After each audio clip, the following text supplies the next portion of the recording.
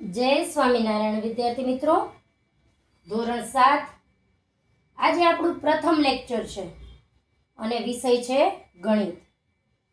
તો આજે આપણે ગણિતનો જે પાયો ગણાય છે એવા ઘડિયાનો અભ્યાસ કર્યો લાઈવ લેક્ચરમાં. જે લોકો લાઈવ લેક્ચરમાં જોઈન્ટ થયા એ લોકોને પાયા ગણાતા ગણિતના ઘડિયાના અભ્યાસમાં 1 થી 15 સુધીના ઘડિયા પૂછ્યા હતા, જે તમને આવડે છે અને શીખી ગયા છો. અને હોમવર્કમાં પણ તમારે 1 થી 15 સુધીના ઘડિયા જે છે એ લખી અને એનો ફોટો મોકલવાનો રહેશે. ફોટો જે મોકલો એ 70 161 36 903 આ નંબર ઉપર મોકલવાનો. હવે કોઈ પણ રકમનો 11 સાથેનો ગુણાકાર આજે આપણે શીખશું. તમે કહેશો ટીચર ઘડિયા તો આવે 11 થી 15 સુધીના, આ વળી નવું શું? તો આ એક ગણિતની શોર્ટ ટ્રીક છે. શોર્ટ ટ્રીક એટલે કેવું કે જે ગણિતની અંદર તમે ઝડપથી જવાબ આપી શકો. ગણિત એવું છે કે જે વૈદિક વેદો ઋષિ મુનિઓ હતા ને એ આંગળીના વેઢે જવાબ આપી દેતા. કેટલા વર્ષોની ગણતરી હોય ને લાંબી ગણતરી હોય તો એ લોકો ઝડપથી કરી દેતા. હવે કોમ્પ્યુટર આવ્યા, પણ આપણે તો મગજની અંદર કોમ્પ્યુટર ફિટ કરવું છે, એટલે ઘડિયા તો ખાસ જરૂરી છે. જો તમને આ પાયો બરોબર આવડે તો 2નો નિયમ, 4નો નિયમ, 3નો નિયમ આ બધું તમને ખબર હોય, 7ની ચાવી, 11ની ચાવી, તો તમને છેદ ઉડાડતા ફાવે. પણ વિદ્યાર્થી મિત્રોની ભૂલ ત્યાં જ થાય છે. ભલે ને 8, 9, 10 કોઈ પણ સ્ટાન્ડર્ડમાં હોય ને તો પણ એ લોકો ભૂલ કરીને આવે છે. આપણે એવી ભૂલ ન થાય એટલે આજે આપણે પાયો બરાબર શીખશું. અને જ્યારે ઘડિયાના લેક્ચર લેશું ને ત્યારે કાંઈક નવી ટ્રીક તમને શીખવાડશું, જેથી કરીને તમને ઘડિયા છે એ બોરિંગ ન લાગે. હવે આજે આપણે 1 થી 15 સુધીના ઘડિયા જે બોલ્યા એમાં 15 દાણ 150, 15 10 150 કે 15 દાણ 150 ત્યાં સુધી તો બધાને આવડે જ છે. પણ કોઈ એમ પૂછે કે ભાઈ 15 ગુણ્યા 10 પછી 15 ગુણ્યા 11, તો તમે ગભરાઈ જાઓ. એવું ન થાય એટલા માટે આપણે 15 ગુણ્યા 11 એનો ગુણાકાર અહીંયા મેં લખેલો છે.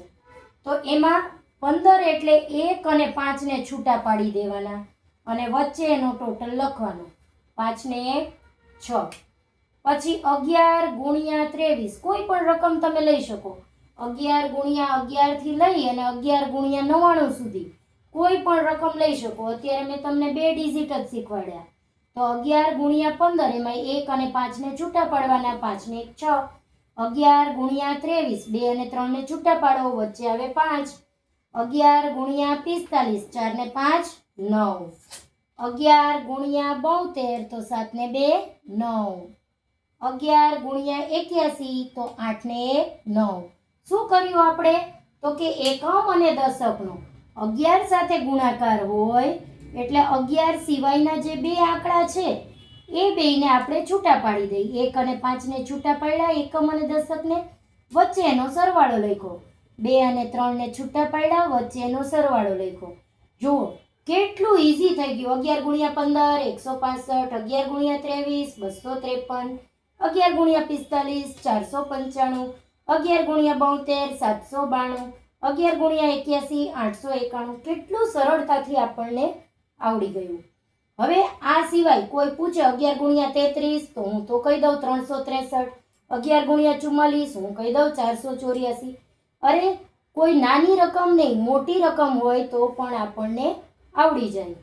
તો આ રીતની પ્રેક્ટિસ કરવાની. 11 ગુણ્યા 63 તો આપણને ખબર પડવી જોઈએ 693. કોઈ આપણને પૂછે તો આપણને ફટાફટ જવાબ દેતા આવડે, એટલે આપણે ગણિતમાં હોશિયાર થઈ જાય. તો ખાસ પાયો મજબૂત હોવો જોઈએ. આ આપણે આજે ટેબલનો પહેલો લેક્ચર હતો ને એટલે મેં તમને ટ્રીક શીખવાડી. હવે પછી જ્યારે ગણિતનો લેક્ચર હશે ત્યારે તમારે પરીક્ષામાં પાઠ 2 અને 3 આવવાના છે ચેપ્ટર. તો એ બંને ચેપ્ટર છે એમાંથી માહિતીનું નિયમન છે ને, જે 3rd ચેપ્ટર અત્યારે સ્કૂલમાં ચાલે છે તો એ આપણે કરીશું. એટલે ખાસ એની તૈયારી કરજો. આજે તો પહેલો જ લેક્ચર છે. હવે વાત આવી, આ તો સાદા હતા, પણ મેડમ વધી આવે તો શું કરવાનું? તો જો સિમ્પલ છે. વધી આવે ને તો પણ જેમ કે અહીંયા છે 11 × 99, હું તમને અમુક જે દાખલા છે એ ભૂસી દઉં, કારણ કે ભણાવતી હતી ત્યારે લખેલું હોય. હવે અહીંયા કદાચ મેં આના આન્સર ભૂસી કાઢ્યા તો હું તમને શીખવાડી શકું, એટલે તમને ખ્યાલ આવે. જો 11 × 68, તો શું કરવાનું છે આપણે? 6 અને 8 ને છૂટા પાડવાના છે. પહેલી વસ્તુ તો 6 ને 8 14 થાય, તો 14 નો ચોગડો જ અહીંયા લખવાનો અને એની જે વધી એક છે એ ઉપર લખવાની. તો 6 ને 1 7. પછી એવી જ રીતે 93 × 11, તો આપણે શું કરવાનું? 9 અને 3 ને છૂટા પાડતા હતા, પણ 9 ને 3 તો 12 થશે, એટલે 12 નો બગડો, વધી આવી 1, 9 ને 1 10. તો કેટલું સરળતાથી થઈ જાય. 11 × 99, તો તરત તમને ખ્યાલ આવે કે 11 × 99 એટલે 9 ને 9 થશે 18. એકમનો અંક 9 લખો, 9 ને 9 18 નો આઠડો, વધી ચડી 1, 9 ને 1 10. 11 × 73, તો પાછું તમે એકમનો અંક 3 લખશો, 7 ને 3 10, 10 ની 0, વધી 1 એટલે 7 ને 1 8. પછી 11 × 88, તો તમે 8 ને 8 16 થશે, એકમનો અંક 8 લખી નાખશો, 8 ને 8 16 નો છગડો, વધી 1, 8 ને 1 9. પછી સેમ એવી જ રીતે 5 ને 5 10 ની 0, વધી 1, તો પછી 5 ને 1 6. પછી એવી જ રીતે છે 11 × 68 અને 11 × 93. આ સિવાય તમને કોઈ કહે કે ભાઈ 11 × 83 કરીને દો, એટલે 83, 11 × 83, તો તમે તરત જ કરી શકો, કારણ કે એમાં કેરી આવશે. તો 8 ને 1 9 થઈ ગયા, 8 ને 3 11, એટલે એકડો મૂકવાનો અને પાછળ 3. તો શું જવાબ આવશે આપણો? 913. આ રીતે પ્રયત્ન કરવાનો. હવે 11 × 83 કર્યું, એવી જ રીતે કોક એમ કહે કે 11 × 76 કરીને દો, તો આપણે તરત જ કરી દઈએ. કોઈ બી રકમ તમે બોલો એ સીધી થઈ જાય. તો અહીંયા 76 કીધું હોય તો 7 ને 6 કેટલા થાય? 13, અને અહીંયા 836 એ આપણો જવાબ. હવે માની લ્યો કે 76 નથી, એ સિવાય તમારા મનમાં ઘણા બધા આપણે લાઈવ લેક્ચરમાં ઉદાહરણ લીધા હતા, તો તમે 11 × 66 આવું ભણો તો 6 ને 6 12 થાય, એટલે 726 થયા. તો આ રીતે તમે ગણિતના જવાબ ફટાફટ આપી શકો. એવી બુક આવે છે કે જેમાં તમે ગણિત છે એ સરળતાથી શીખી શકો. પણ આપણે તો ભણતા ભણતા સરળતાથી બધી ટ્રીક સાથે ભણતા જઈશું.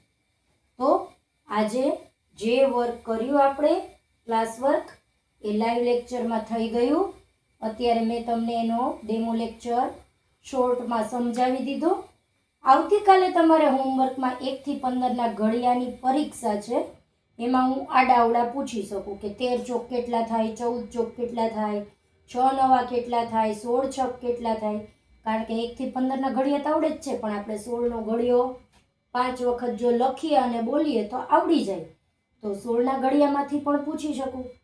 અને 10 થી 99 સુધીની સંખ્યાના ગુણાકાર છે એની પરીક્ષા લેવાશે, અને એનો 11 સાથેનો ગુણાકાર થશે 10 થી 99નો. તો એમાંથી કોઈ પણ 10 15 જે મજા આવે, 5 મન થાય તો 5 પૂછું, પણ કોઈ પણ પૂછું તો તમને આવડવા જોઈએ. તો ખાસ હોમવર્કમાં 1 થી 15ના ઘડિયા લખજો.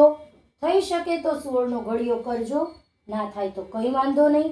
અને 2 આંકડાની જે સંખ્યા છે 10 થી 99 સુધી, એનો આપણે 11 સાથેનો જે ગુણાકાર છે એની પરીક્ષા લેશું. તો એ પણ લખી દેજો. અમુક નથી લખવાના, તમારે લાઈનમાં લખવાના છે. ડિસ્ક્રિપ્શનમાં બતાવ્યું છે કે 11 × 11 121, 11 × 12 132, એ રીતે તમારે આગળ વધવાનું છે. પછી સામાજિક વિજ્ઞાનનો આવતીકાલે બીજો લાઈવ લેક્ચર છે. વાતાવરણની સજીવો ઉપર અસર, 12મો પાઠ ભૂગોળનો છે. તો ખાસ વાંચીને આવજો. અને જે લોકોએ વાંચ્યું હશે એને ખ્યાલ જ છે કે ટીચર પરીક્ષા લે જ છે કે તમે કેટલું વાંચ્યું. જો તમે વાંચ્યું હશે તો તમને જવાબ આવડશે, જો વાંચ્યું નહીં હોય તો તમને નહીં આવડે. હા, ભૂલાઈ જાય એવું નથી કે બધુંય આવડે, પણ 10માંથી 2 જવાબ તો આવડવા જોઈએ ને, 5 તો આવડવા જોઈએ ને. તમારી કેપેસિટી, તમારો આઈક્યુ, તમારું ગ્રાસ્પિંગ કેટલું છે. ફરી મળીશું આવતીકાલે. જોઈએ સામાજિક વિજ્ઞાનનો 12મો પાઠ વાતાવરણની સજીવો ઉપર અસર. તો ખાસ તૈયાર રહેજો, પાઠ વાંચીને આવજો અને ગણિતનું હોમવર્ક કરીને ખાસ આ નંબર ઉપર ફોટો મોકલી દેવાનો રહેશે. નંબર છે 7161 36 903. જે લોકો ફોટો મોકલશે એને લાઈવ લેક્ચરનો બેનિફિટ મળશે. પણ નહીં લખે, હોમવર્ક નહીં કરે તો આપણે પછી ઓનલાઈન ભણવાનો કોઈ અર્થ નથી. એટલે ખાસ હોમવર્ક કરીને બતાવવું. જ્યારે પણ આવી રીતે ગુણાકાર કરીએ ને વચ્ચે વધી જે હોય એ રાખવાની નહીં. સમજાઈ ગયું?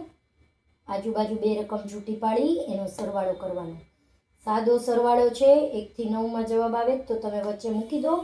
જો એમાં વધી આવે છે તો એ વધી તમે અહીંયા દશકના આંકડામાં જોઈન્ટ કરી અને એનો સરવાળો કરીને લખી દો. 9 ને 10, 7 ને 8, 8 ને 9. Thank you. કાંઈ પણ પ્રશ્ન હોય તો તમે મને પૂછી શકો છો.